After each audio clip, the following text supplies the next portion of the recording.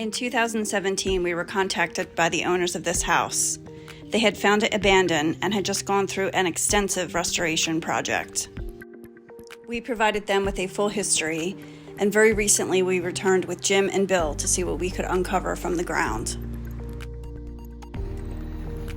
So we are in Westchester today with Jim and Bill again, hunting for treasure. We've already found some cool stuff, which I will brief you on. There's some stuff over. Oh, they took it off the top. Yeah, there. it's a real Got a table. couple things so far. So a wheat penny, which Jim just explained to me, is literally because there's wheat on the back, right? Like yeah, the wheat sheets. It's the penny that was out right before the Lincoln Memorial. They did them from 1909 to 1956 or 1957. Okay, so we know from doing the research of this house that Martha owned it. She bought it in the 1800s on her own, which was kind of rare for a woman to be purchasing a property.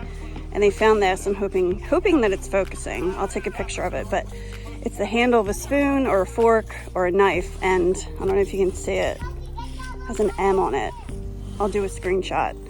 But that's pretty cool if this was actually Martha's spoon, knife, or fork, right? Very cool find. Brooch. Whoa! Oh, actually, I was wrong. It's not a brooch. But It's probably an Eastlake or older. That's awesome. See how it looked like a brooch until you saw the Yeah. keyhole? That's awesome. Oh, that's awesome. That's really cool. Another reason why I thought it was a brooch, you see those little holes there? Yeah. Normally, I mean, a lot of brooches do look exactly like that. This is Victorian era.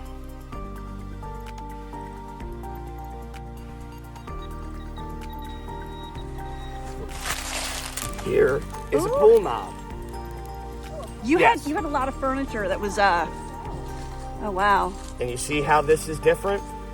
This is old. This is 1800s, maybe even. Right now, I'm going to say this is mid to later 1800s. It might be a little bit earlier, but it's a pull from a drawer.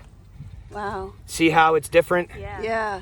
See how it didn't have that extra. space around the edge where something might have went in? So yeah, that's an old pull. Cool. That's awesome. That's Here we old. go. Oh, it's heavy. That's got some It age. is. Let's see. And brass. That, I mean, to me, that looks like, you know, somewhere 1840s to 1870s. Just went out of the ground. Go ahead. Whoa! No way. What's it say on it? Something Westchester High School. It's got a date. Yeah. For sure. A ring. I feel like it says. That cannot be right. Here, let me get my toothbrush. I'll clean it off. I feel like it's like 18 something. I could be No, wrong. no, It's gotta be wrong. 1930. Oh, on the 1930. Oh, it's probably when the school. It was probably when That's- the school was first Okay, made. but I got to tell you, that's old for a school ring. I've never found one this old. 1930. 1930. Well, yeah, you figure that's, you know, that's almost 100 years old. This ring's 90 years old. You're going to have to see who was living in this house at the time, because this could have been dropped by somebody who came to visit. You know. It says the school, 1866. What it says Westchester High School. So maybe I guess that's when the Westchester school. High School or college? It says high school. Yes. So that's probably when the high school was Yeah, when- built or established. It's perfect. So whose ring is this, and did it actually belong to somebody that lived on the property? Luckily, the inside had inscribed the initials BEP. We first consulted the 1930 Westchester High School yearbook, and we had one hit. Bertha Elizabeth Price graduated in 1930, and her name fit the initials. So who is Bertha Price? We went to Ancestry.com and found her marriage certificate. Bingo! In 1937, she married C. Wilmer Suppley.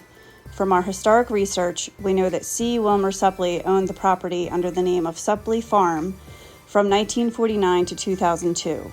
We even found a picture of Bertha from 1956 with her husband and father-in-law in one of the historic area guidebooks. Next steps are to call to see if we can find Bertha's family. Can you imagine getting a call with someone saying they found your grandmother's ring? We will certainly keep you posted as the story unfolds. Of course, a huge thanks to Jim and Bill from the Pennsylvania Historic Recovery Services. You have truly brought our research full circle.